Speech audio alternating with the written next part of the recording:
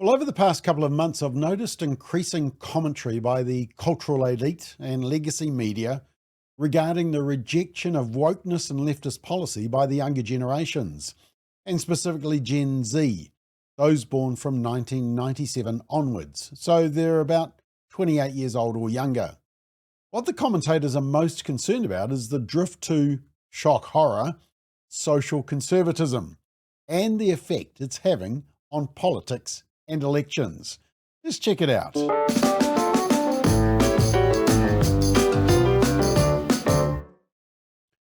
So according to a report in the website The Hill 2 years ago, 12th grade boys, which is year 13 here, so it's about 17 to 18 years old, for us oldies think 7th formers, those boys are nearly twice as likely to identify as conservative versus liberal. And this was according to a respected federal survey of American youth. And it said, in annual surveys over the last 3 years, roughly one quarter, between 26 and 23% of high school seniors identified as conservative or very conservative on the Monitoring the Future survey, a scholarly endeavour that dates back to the 70s. Only 13% of boys identified as liberal or very liberal in those last 3 years. The figures represent a striking shift in the political views of boys. As recently as the late 2000s, liberal boys occasionally outnumbered conservatives.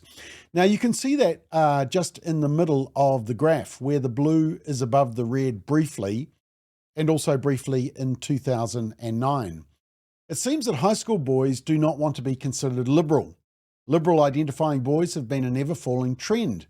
However, since the study's first numbers in 1975 were at 25%. However, girls are different. And it says the share of 12th grade girls who identified as liberal rose from 19% in 2012 to 30% in 2022. Only 12% of girls identified as conservative in last year's survey administered by the University of Michigan. So young girls are a different story though. Liberalism in senior girls has skyrocketed to over 30% in recent years, whereas conservative identifying girls have dropped to nearly a third in comparison at 12%. But since 2016, the trend towards conservatism for high school boys has grown considerably. High school girls, on the other hand, have drastically moved to the left in the past decade. And it says this, young women too are trending liberal. Women aged 18 to 29 are more likely to identify as liberal now than at any time in the past 2 decades, according to Gallup surveys last year. Young women are almost twice as likely as young men to claim the liberal tag, a widening gender gap in political beliefs.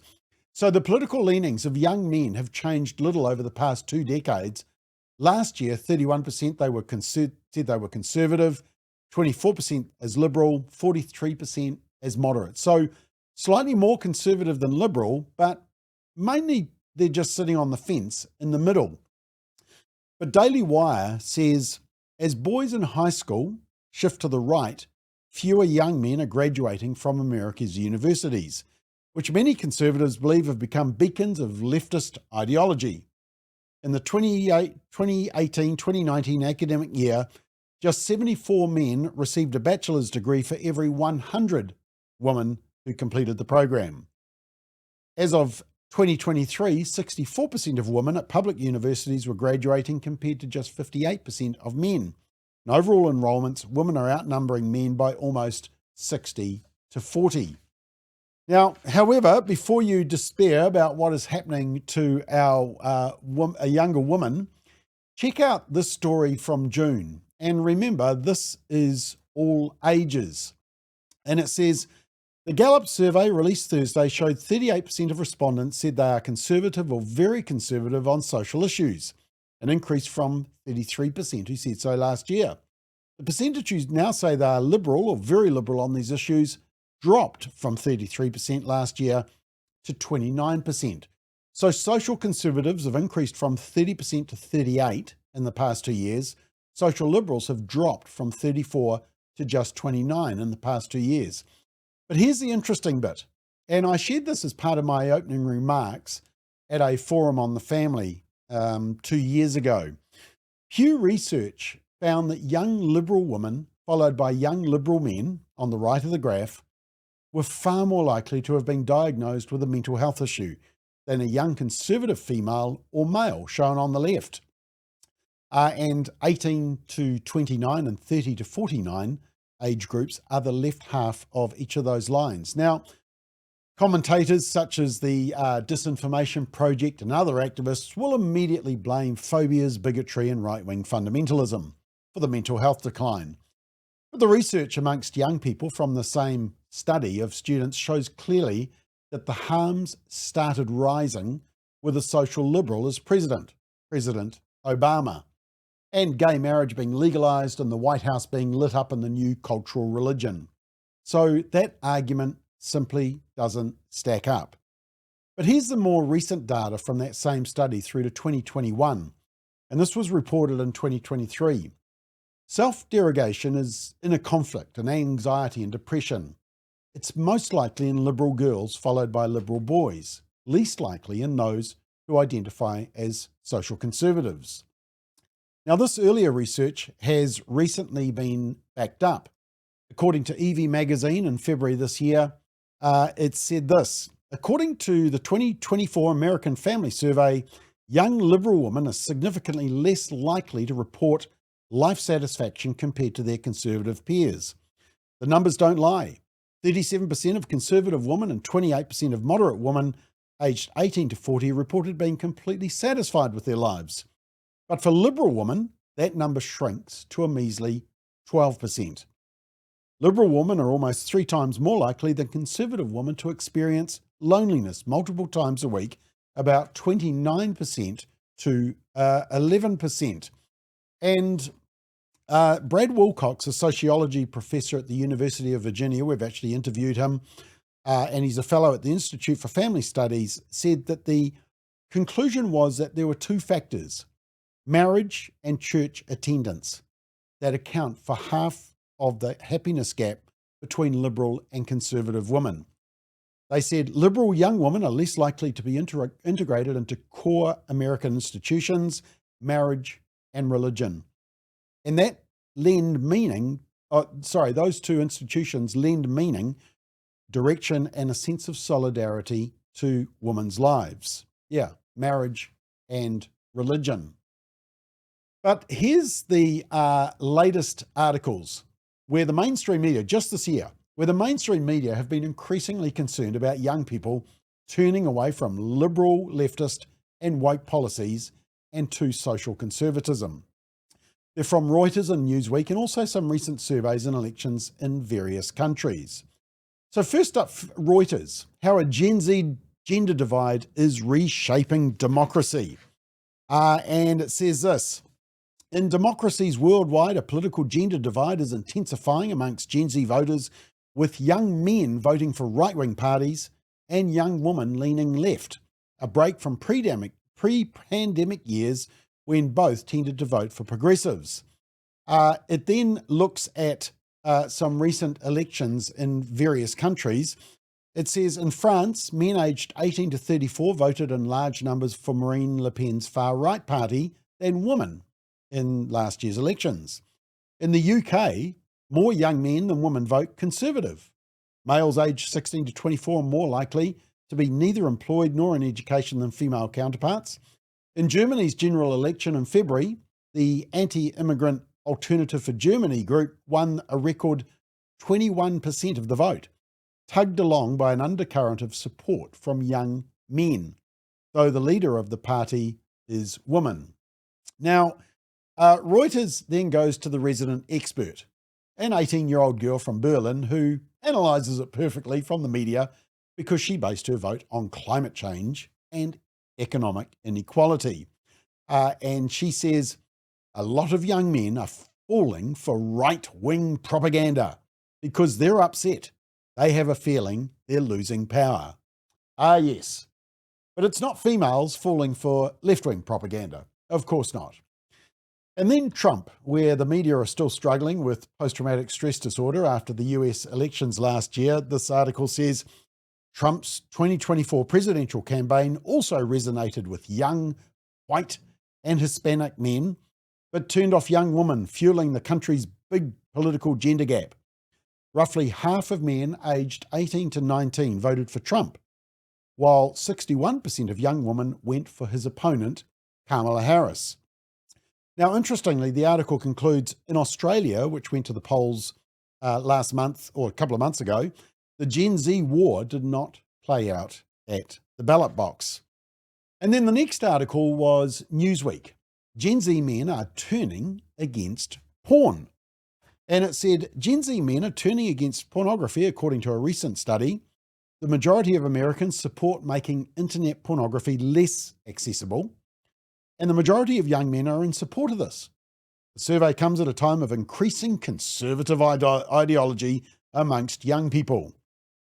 Data from Gallup and the Walton Family Foundation found that Gen Z teens are twice as likely to identify as conservative than their parents than millennials were some 20 years ago. The cohort is small, 14%, but it suggests a generational shift. Let me show you this graph. The American Survey Center found 69% of Americans support making internet pornography less accessible. Less than 1 in 3 oppose these efforts. The increase in support is modest overall, but where there is significant increase, however, is amongst young men. You can see it in the graph there. In 2013, young men were divided about restrictions on pornography. Around half, 51%, favoured making it more difficult to access pornography. But in 2025, it's gone up to 60%. 6 in 10 young men say that they believe accessing porn online should be more difficult. In that graph there, the dark blue is men and the light blue is women. And you can see opposition to pornography higher at that youngest age level. The article says the increase in support for porn regulations could be tied to both an increasing conservative ideology, and they say on TikTok and Instagram, videos promoting abstinence and waiting until marriage to have sex regularly racked up views by the millions. In fact, in an earlier article by Newsweek panicking about this increase in conservatism and that blasted Trump guy, they said this. Actually, I've got the image of that article. Here it is. Tradwives, sourdough manfluencers. And they were asked the question, what is a conservative aesthetic? Good question. The conservative aesthetic acts as something as an umbrella term to reference the milieu of micro-trends that have exploded on social media in recent years. There was cottagecore, there was the tradwife, there was the stay-at-home girlfriend. They go by different names, but they have one thing in common: a return to the revering of femininity, modesty, and tradition. Ooh, femininity, modesty, and tradition. Absolutely shocking. Where social media apps would once serve up pictures of girls in hot pink bathrooms, captured with quotes like, "all adventurous women do," and "we should all be feminists," today you'll find the stay-at-home girlfriend trend, the clean girl, and a loaf of sourdough bread accompanied with home-churned butter. Those darn tradwives. I mean, where's the disinformation project when you need it? And then Newsweek was off to its own experts, similar to Reuters, but slightly more lunatic. Professor Jessica Ringrose of UCL, Faculty of Education and Society, told Newsweek, anti-pornography trends have tended to be steeped in conservative values of shame and blame that merely push issues underground rather than help young people develop their digital sexual literacies in ethical ways. Yes, the myth of ethical porn, the oxymoron. Ringrose said the answer to this from an educational perspective is greater porn literacy, as opposed to conservative trends to ignore pornography in general as bad, which tend to shut down the sexual agency and autonomy of women and girls in particular. Now, Newsweek then reminded everyone that a ban on pornography is a key agenda item in Project 2025. Excellent. Now you know why the media hated Project 2025. But then there were two commentaries from the good oil that I noticed. The first was Gen Z men are more conservative. And it started by quoting some data from a Newsweek article entitled Young People Are Now Overwhelmingly Republican. And it said this, young Americans are supporting the Republican Party in greater numbers. A new poll is found highlighting a large divide among people aged under 30. According to the new Yale Youth Poll, voters aged 18 to 21 lean Republican by 11.7 points when asked who they would support in the upcoming 2026 congressional elections, while voters aged 20 to 29 favoured Democrats by a lesser 6.4%. So 18 to 21 are leaning Republican by more, and 20 to 29 are still slightly Democratic. The Good Oil article continues, and I found this graph very interesting. Political parties ought to take note. Young men voted 41% Trump in 2020, and that went up to 56% in 2024. I've circled that down the bottom there. You can see 41 up to 56. The Gen Z's voting power is worth jumping. So 41% jumped to 56 in just 4 years. But note the young woman as well. That has also jumped. See up the top there in the circle. That has jumped from 33% to 40%. Now, it's still a minority, but the article continues, Gen Z's impact depends on engagement with social media, but they are alert and critical of misinformation. Distrust in government, media, and corporations is high. Yeah, because that's where the disinformation is coming from. This fuels independent thinking. Now, what about New Zealand? Well, polls before the 2023 election, such as the Guardian Essential poll, do not provide specific data on Gen Z voting preferences or behaviours, but they do offer insights. It shows a surprising shift among New Zealand voters. 18 to 34-year-old voters in New Zealand, including Gen Z, only 20% support Labour, compared to nearly 40% supporting the centre-right National Party. It suggests a move away from Labour's dominance. So you can see why the cultural commentators and mainstream media are panicking, eh? But the Good Oil then followed it up with this article entitled, and it was talking about the quiet revival happening in the UK with Gen Zers going to church. And this will really make the cultural elite freak out, won't it? The UK Bible Society commissioned a survey that was conducted by YouGov. The stats are astonishing and come from an unexpected quarter. British Gen Zers are going to church. It showed that British Gen Z young men in particular are more conservative, similar to their US contemporaries. Let's have a look at a couple of the graphs. This one. So this is comparing male and female in each age group. Male is, oops, no, got it wrong there. Male is red and female in pink. So men are now likely to attend church than women in the UK, and especially there you can see amongst the younger generations. But looking at the age groups and the change between 2018 and 2024, so light colour is 2018, dark blue is 2024. Note the increase again in the younger generations, big jump in those younger age groups. And the commentary says, it is obvious the Gen Z age group is fed up with woke ideological claptrap. The swing away from the liberal left-wing lies and nonsense, like the promotion of 72 different genders, is glaring and for all to see. Undoubtedly, Gen Z men in particular have seen through the falsehoods, preferring the traditional and more conservative values promoted in these churches. Okay, and one more article. It's this one. It's back to Newsweek because they are panicking. The article is entitled The Rise of the Young Female Conservative Influencer. For years, American conservatism has had a certain face. It was loud, brash and old, frequently red-faced, armed with a podcast mic. and unequivocally male. In 2025, that face is changing. Under the second Trump administration, the cultural, political, and social landscape of politics and the media is shifting, ushering a new dawn for conservative figure whose poise and position are helping to market conservatism for a new generation. Welcome to the era of the young, conservative, female influencer. These women may be from different walks of life and live in different parts of the country. Their content may focus on specific issues like abortion or more generally about family.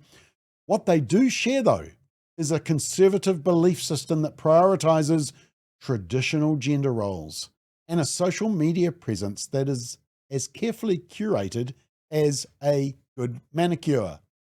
Now, the article then panics over commentators such as Isabel Brown, who just recently joined Daily Wire, Riley Gaines, Ali Beth Stuckey. Now, some of these you may have heard of. And they say in 2019, Ali Beth Stuckey testified before the US House of Representatives during a hearing titled Examining State Efforts to Undermine Access to Reproductive Care, in other words, abortion.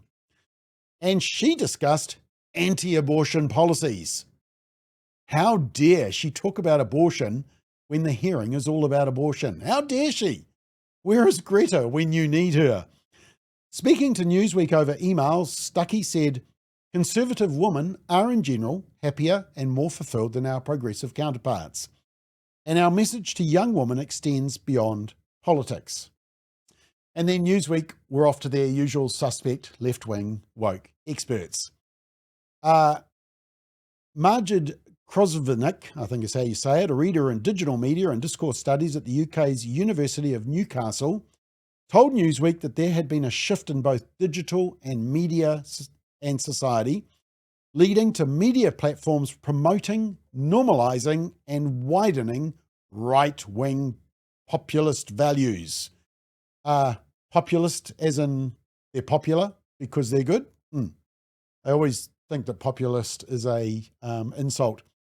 Professor Karen Weil-Jorgensen of the Cardiff School of Journalism, Media and Culture told Newsweek by email, social media allows for influencers of all stripes to share their content and build a following without the scrutiny of traditional media.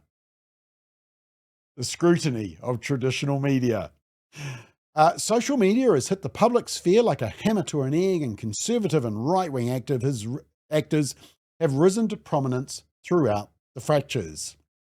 But apparently not left-wing actors. Apparently they're all still asleep. Evian Ledig, author of The Women of the Far Right, Social Media Influencers and Online Radicalization, told Newsweek, social media algorithms and recommender systems played a significant role in amplifying young, politically engaged influencers, especially those with conservative and anti-feminist views. At the same time, conservative content creators are strategic in optimizing their content to gain visibility, such as clickbait titles, trending hashtags, and hot take commentaries about the culture wars. Yes, clickbait titles, trending hashtags, and imported culture wars. Where have I heard that before? Now, the commentator did get one thing right. And look, it's a good way to end this McBlog, because referring to the UK Bible Society findings that I mentioned earlier, she said this: young Gen Z women who have become enchanted by a traditional political value system. While Jorgensen said that traditional messages appeal to Gen Z audiences, particularly young women who feel disenchanted with the opportunities afforded by corporate life. Many young people feel lonely and isolated, so they're searching for meaning and purpose in community, whether online or offline. And she pointed to an increase in religion among young people, and says, this is the best bit, young people feel pressured to have it all in terms of achieving a successful career and family life.